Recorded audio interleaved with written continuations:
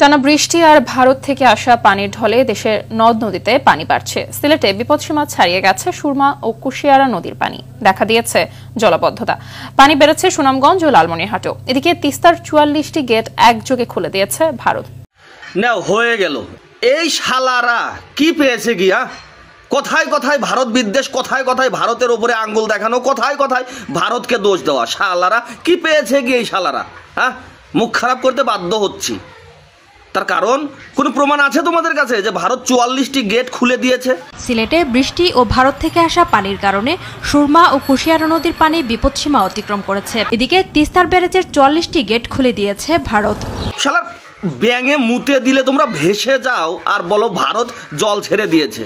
যে পরিমাণে বৃষ্টি হচ্ছে, বৃষ্টির জলে বাংলাদেশ এখন পুরো জলের তলে, সেটা বলতে তোমাদের কোথায় টাটাচ্ছে?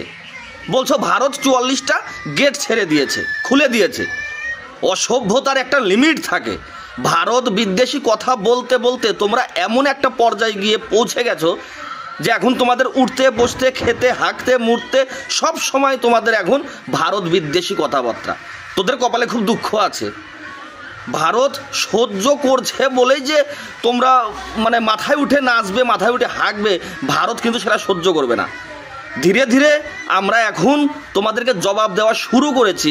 আর বেশি রকম যদি লাফালাফি করো, তোদের কিন্তু অবস্থা খুবই খারাপ আছে। আমরা অপারেশন সিন্দুর করছি, আমরা এখন অপারেশন বাংলাদেশ কিন্তু করব। কথাটা ভালো করে মনে রাখিস। আর এই ধরনের গুজব আর এই ধরনের সংবাদ পরিবেশন করা বন্ধ কর।